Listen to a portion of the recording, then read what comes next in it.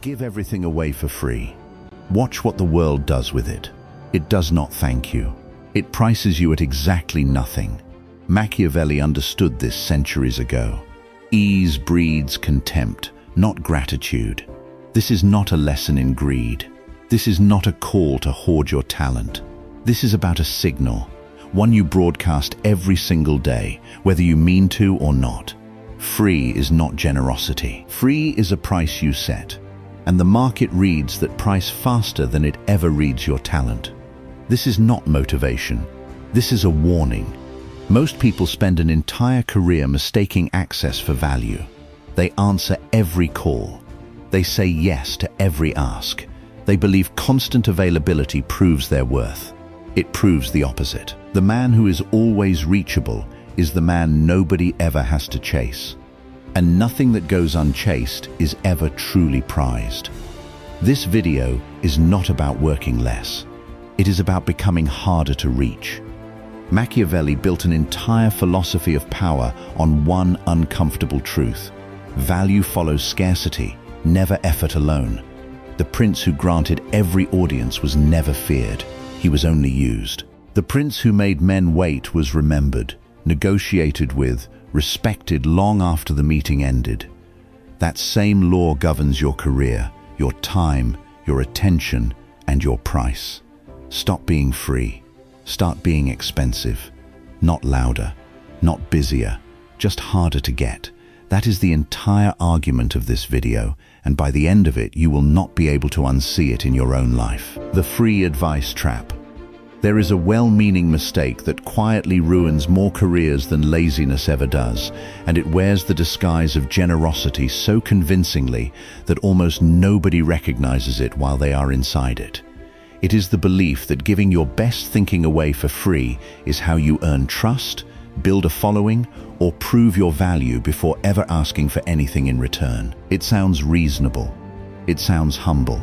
It is also, in practice, one of the most efficient ways to train the people around you to expect exactly that arrangement forever and to feel quietly wronged the one time you finally try to charge for it. Consider the skilled advisor who spends years answering questions for free, in comment sections, in late-night calls with acquaintances, in favors extended to friends of friends who were never actually friends at all.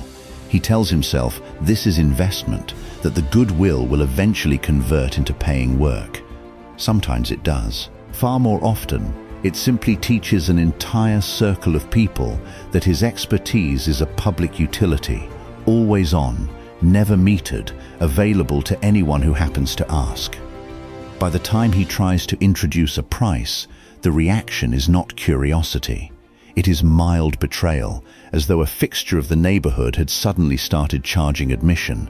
Machiavelli would not have called this generosity. He would have called it a strategic error, the same category of mistake as a prince who distributes favors so freely that no single favor is ever worth gratitude.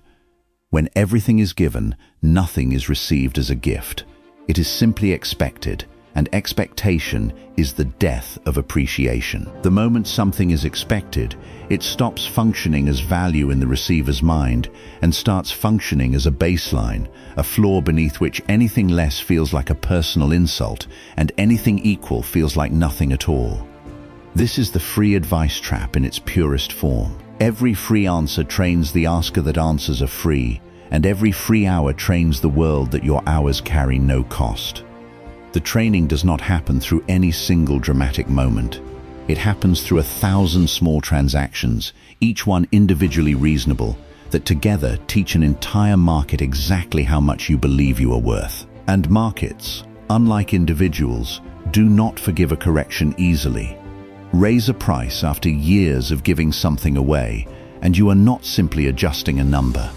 You are asking people to unlearn a belief you spent years personally installing in them. The deeper problem is that free advice rarely even produces the gratitude it was meant to earn in the first place. People do not treasure what costs them nothing to obtain, and this is not cynicism about human nature so much as a basic law of how value gets perceived at all. a piece of guidance that took real skill and years of hard-won experience to produce lands, when given away without friction, exactly like a piece of guidance that took no effort whatsoever. The receiver has no signal by which to distinguish the two, because the only signal most people actually use to judge quality before they have direct proof of it is the price attached. Remove the price and you remove the signal, and without the signal your genuinely valuable expertise gets filed in the same drawer as generic, low-effort noise. There is a version of this trap that is even more corrosive, and it belongs to the person who gives away not just advice but access itself. The freelancer who takes every call regardless of the hour, the consultant who answers emails within minutes at midnight, the expert who treats every request as urgent because refusing feels rude. This person is not merely underpricing a single service. He is underpricing his entire existence, teaching everyone in his orbit that his time carries a value of zero the instant anyone else wants it. The lesson lands quickly, and it is almost never reversed by simply working harder. It is reversed, if it is reversed at all, by deliberately doing less of exactly the thing that built the trap in the first place. None of this means expertise should never be shared, or that genuine generosity has no place in building a reputation. It means the giving has to be a choice made from strength, not a reflex made from fear of being forgotten. A single, deliberately generous act reads as strength precisely because it is rare and chosen. A permanent policy of giving everything away reads as desperation because it announces, louder than any words could, that you are more afraid of being ignored than you are protective of your own value. Why always available reads as weak. There is a version of professionalism that gets taught as a virtue and functions, in practice, as a trap. The idea that being instantly reachable at all hours proves dedication, and that any delay in response signals laziness or disrespect. Look closely at who actually behaves this way in any industry, and a pattern emerges that almost nobody wants to admit out loud. The people who respond within seconds, who are online at midnight, who never let a message sit unanswered for more than a few minutes, are rarely the most in demand. They are usually the ones with the least demand for their time in the first place, and their speed is not a gift. It is an admission.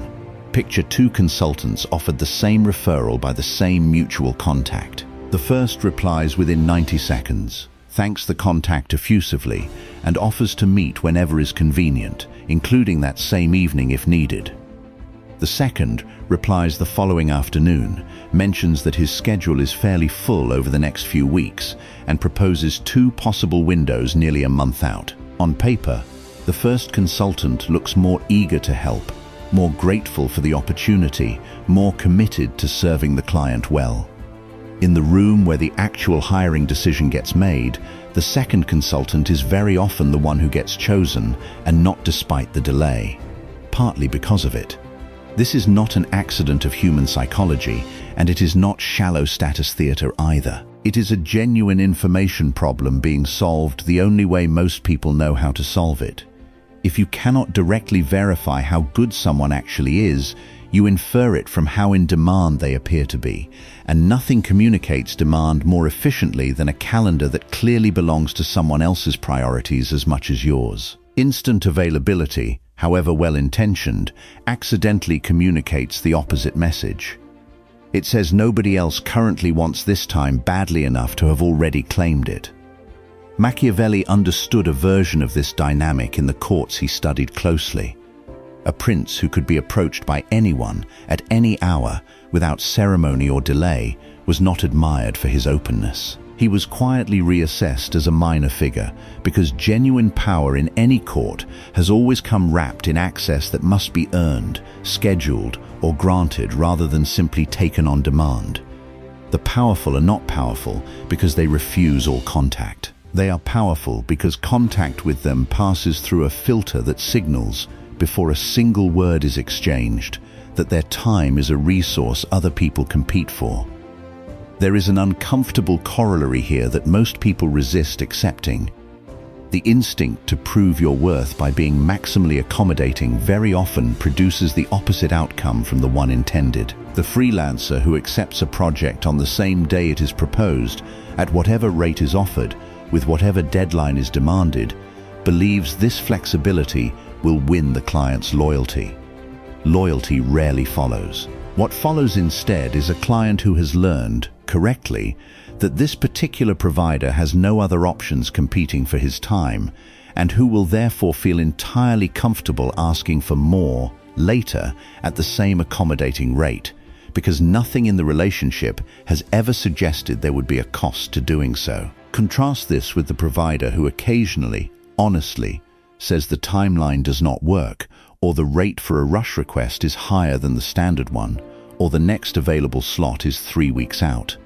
This is not manufactured coyness. It is simply the natural byproduct of a calendar that other clients are also competing for, and clients read that competition instinctively, the same way a buyer at an auction reads a room full of other bidders. Scarcity of your time does not need to be announced. It needs only to be real, or at minimum not contradicted by a pattern of instant, unconditional accommodation every single time. The lesson is not to manufacture fake unavailability as theater, and a later chapter in this video will draw that exact line carefully, because the difference between calibrated scarcity and dishonest performance matters enormously. The lesson here is narrower and simpler. Stop treating instant, unconditional availability as a virtue to broadcast, because it is not read as virtue by the people deciding what you are worth. It is read as an absence of competing demand, and an absence of competing demand is the single clearest signal of low value the market has ever invented. The deliberate silence. There is a difference between a person who is simply hard to reach because their life has gotten disorganized, and a person whose unavailability is a deliberate, chosen signal, and the difference is not cosmetic. It changes everything about how each is perceived. Disorganized unavailability reads as unreliable, and it should, because it genuinely is unreliable. Calibrated unavailability, the kind chosen on purpose and communicated with confidence rather than apology, reads as exactly the opposite, as evidence of a life and a calendar that other serious things are already competing for. Consider a master craftsman running a small, respected workshop. He does not take every commission that walks through the door. He is not being difficult when he declines the rushed, poorly briefed, budget-conscious request in favor of the patient client willing to wait 3 months for his full attention. He understands something most people never bother to learn, that a craftsman who accepts every job, on every timeline, at every price, quickly becomes indistinguishable from 100 other craftsmen willing to do the same. The one who says no to most of what arrives at his door becomes, by that same refusal, the one whose yes actually means something. This is not laziness dressed up as principle, and it is not arrogance either, though both accusations get thrown at anyone who first starts practicing calibrated unavailability, usually by people who have grown comfortable with unlimited access to that person and resent losing it. Laziness avoids work because work is unpleasant. Calibrated unavailability declines work deliberately, in service of protecting the quality and price of the work that is actually accepted.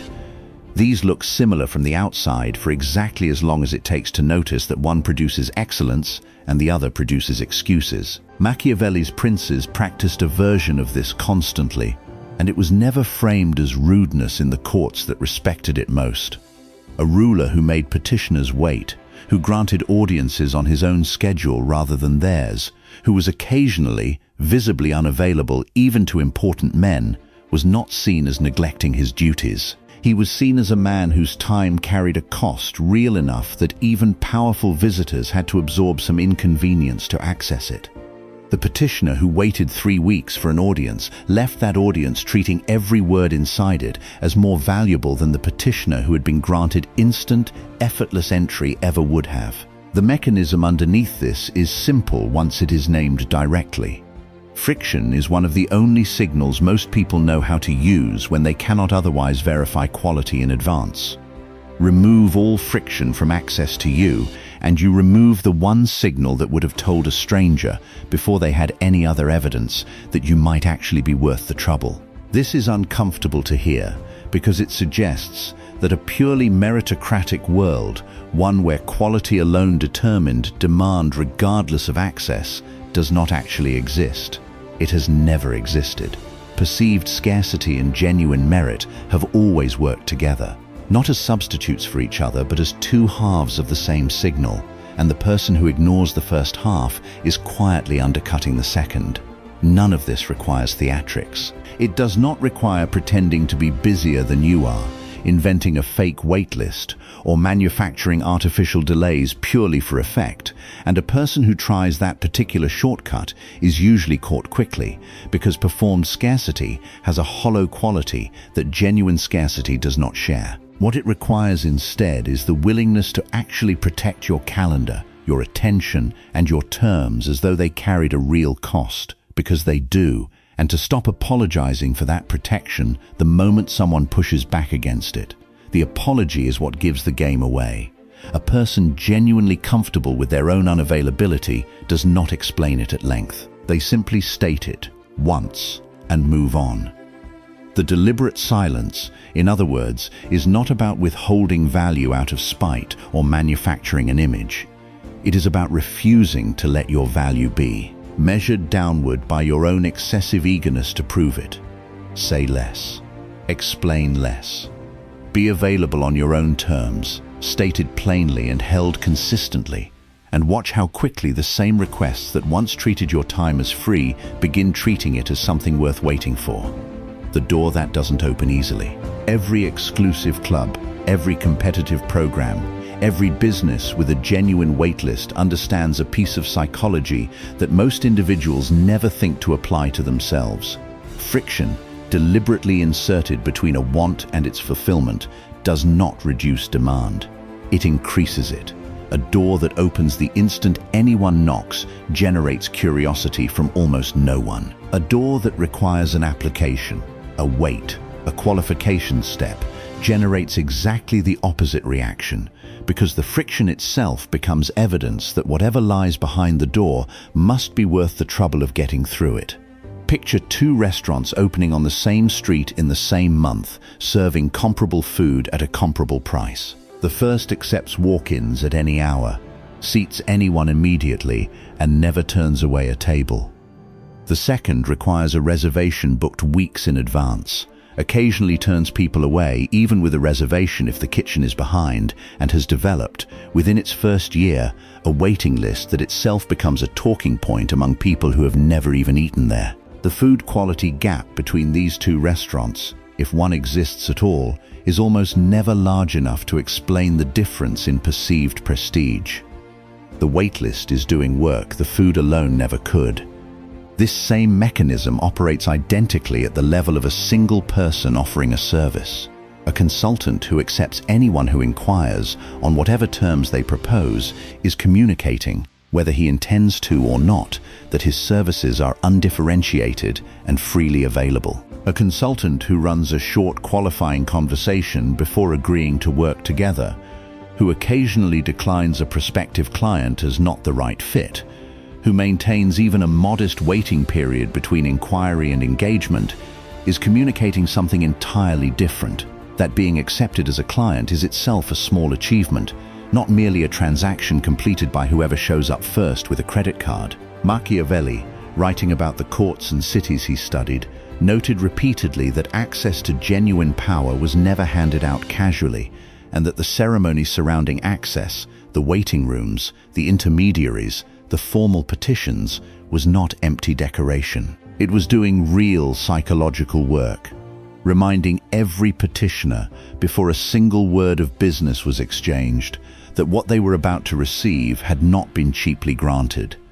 Strip away every layer of that ceremony and hand the same access out freely, and the access itself, however genuinely valuable, begins to feel ordinary the moment it stops costing anything to obtain. There is a subtlety here worth stating carefully, because it is easy to overcorrect into pure gatekeeping for its own sake, which fails for the same reason performed scarcity failed in the previous chapter. The friction has to be genuinely tied to a real qualification, a real limit on capacity, or a real standard being protected, not an arbitrary hurdle invented purely to seem exclusive. A qualifying question that actually filters for a serious, well-matched client is friction doing real work. A meaningless hoop invented only to slow people down accomplishes nothing except annoyance, and annoyance, unlike genuine anticipation, does not convert into perceived value no matter how long the wait is stretched out. The deeper insight worth carrying out of this chapter is that friction and quality are not competing forces. They reinforce each other, because the presence of a qualifying step signals that quality is actually being protected on the other side of it, and the absence of any qualifying step signals the opposite, regardless of what the truth happens to be. A person who genuinely offers something excellent but hands it out with zero friction is quietly undermining the very perception their excellence deserves. Add the door back. Let people wait a little, qualify a little, work a little to get through it. The wait is not an obstacle standing between your value and the people who want it. In a very real sense, the wait is part of the value itself. Price as a filter. Most people are taught to think of a price as nothing more than a number that converts effort into income, a simple exchange rate between the work performed and the money received for it. This is true as far as it goes, but it misses the second function a well-chosen price performs, one that has nothing to do with the paycheck at all. A price is also a filter, quietly deciding, before a single hour of work begins, exactly which clients, customers, or opportunities are even allowed to reach you in the first place. Consider two versions of the same freelance service priced at wildly different points. At the lower price, the provider is flooded with inquiries. People looking for the cheapest possible option, people who will negotiate every invoice, people who treat the relationship as disposable because the price itself signals disposability. At the higher price, the volume of inquiries drops sharply, but the character of who remains changes even more sharply than the volume does. The people willing to pay the higher number have, by the simple act of agreeing to that number, already self-selected as people who value the work, who have the resources to honor the relationship, and who are statistically far less likely to haggle, disappear, or treat the arrangement carelessly. This is the part almost nobody explains clearly enough. The right price does not merely change how much money arrives. It changes who arrives at all. A price set too low does not just leave money on the table. It actively invites in exactly the clients most likely to create problems, demand the most for the least, and drain far more time and energy than the discounted rate could ever justify. Raising the price is not simply a request for more compensation. It is closing a door that was letting in the wrong crowd and opening, in its place, a narrower door that only the right crowd is willing to walk through. Machiavelli understood this dynamic in the context of alliances rather than pricing, but the underlying law is identical. A prince who made himself available to every minor lord who wished an alliance, on easy terms, attracted mostly minor lords, the ones with little to offer and much to ask. A prince known for demanding real terms, real loyalty, real cost before granting an alliance, attracted a different caliber of ally entirely, because only the serious players were willing to meet the price of entry. The willingness to pay the price is itself a signal about who is on the other side of the negotiation, and that signal is often more valuable than the price itself. There is a common fear that keeps people from raising a price even when they intellectually understand this logic, and it deserves to be named directly rather than dismissed. The fear of pricing yourself out of the market entirely, of ending up with no clients rather than the right ones. This fear is not irrational, and a poorly executed price increase, disconnected from any real change in positioning, can genuinely backfire. But the actual pattern observed again and again across industries is not gradual erosion of demand as price rises. It is a sharper filtering effect. Fewer total inquiries, but a dramatically higher proportion of them from people who were never price sensitive to begin with, people for whom the higher number was never actually the obstacle it appeared to be from the provider's anxious side of the table. The deepest version of this principle applies beyond any single transaction and touches the entire posture a person carries into their professional life. A person who is cheap in the broadest sense, cheap with their time, cheap with their attention, cheap with the conditions under which they will say yes, attracts an entire ecosystem of relationships built around that cheapness. A person who prices themselves appropriately, who treats their own time and expertise as something with a real, defended cost, attracts an entirely different ecosystem, one built around respect rather than extraction. The price is never just a number on an invoice. It is a filter deciding, in advance, the entire quality of every relationship that will ever pass through it. The power in no. There is a specific kind of fear that keeps otherwise capable people saying yes to opportunities, clients, and requests they should decline.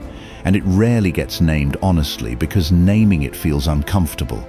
The fear that refusing anything, even the wrong thing, will somehow close a door that will never reopen. This fear treats every opportunity as scarce and every refusal as reckless.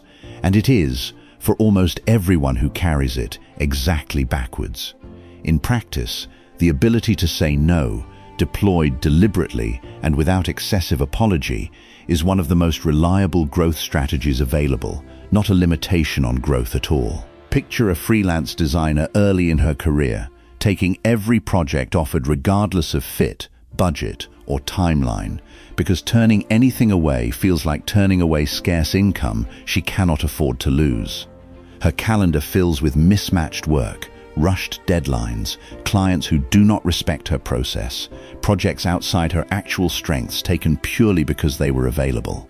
She is busy constantly and improving slowly, because busyness of this kind produces volume without producing the kind of focused repetition that actually builds mastery or reputation. Compare her to a second designer, further along the same path, who has learned to decline the mismatched project even when her calendar has open space, in order to protect room for the project that is actually aligned with the work she wants to become known for.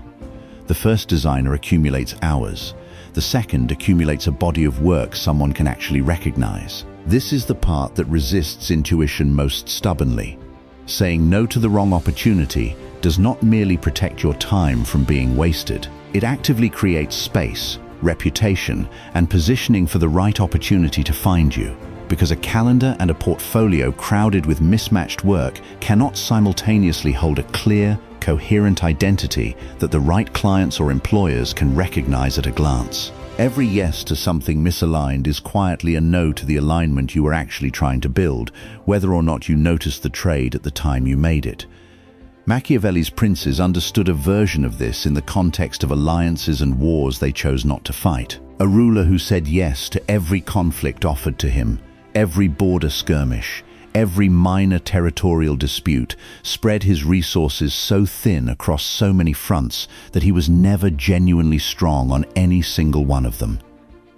The ruler remembered as formidable was rarely the one who fought the most wars. He was the one who chose his wars with discipline, said no to the ones that did not serve his actual strategy, and arrived at the ones he did choose with the full weight of his kingdom behind him rather than a fraction of it stretched thin. There is a practical skill hidden inside this principle that deserves to be stated plainly, because it is trainable rather than innate. A clean, confident no, delivered without a long justification or an apologetic explanation, reads as far more respectable than a reluctant yes given only because refusing felt too uncomfortable to attempt. The instinct to over-explain a refusal, to soften it with 3 paragraphs of reasoning, usually comes from guilt rather than genuine consideration, and the over-explanation itself often undercuts the refusal, inviting exactly the negotiation the no was meant to prevent. A refusal stated once, plainly, without excessive justification, tends to be respected. A refusal buried in apology tends to be treated as an opening bid. The compounding effect of practicing this consistently over years is easy to underestimate from any single moment inside it.